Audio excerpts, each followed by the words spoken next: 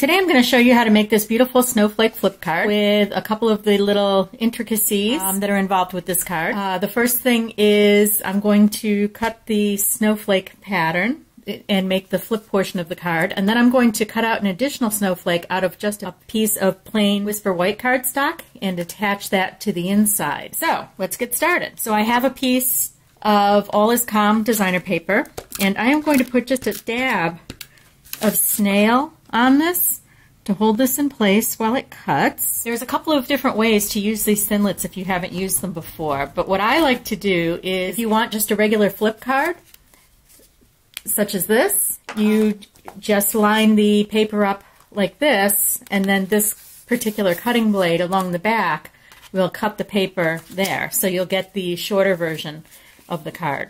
If you do want the additional flap, just feed the back of the paper through and then line this up. And what I like to do for these cards is make my paper, rather than 5 1/2, I cut it at 5 3/8 so that I have enough give to feed the flap through the back. And now I'm just going to run this through my Big Shot with the magnetic platform. I love the magnetic platform. It holds everything in place while I'm cutting. Now I have the flip portion of my card. So what you have, I'm just going to push this out a bit.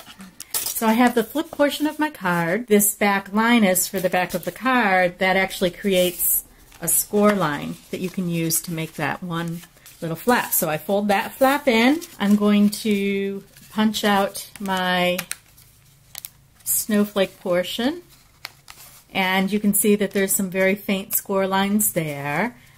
And I'm going to fold this flap in like this, very carefully, because I don't want to bend the portions of the snowflake.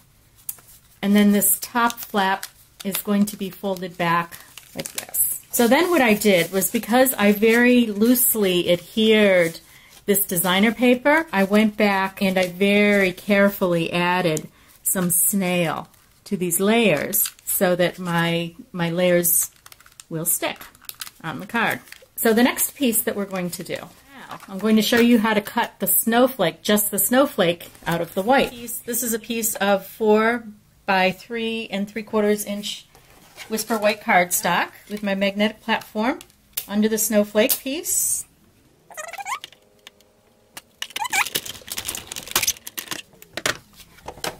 And now I have just the snowflake.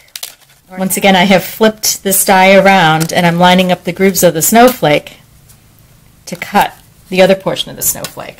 And now I'm just going to run that through again. And voila! There is my snowflake that fits perfectly inside the flip card. So what I did, so that this wasn't too thick, was I cut this portion of the designer paper off around the snowflake. Have fun making this card, and I'll see you again soon.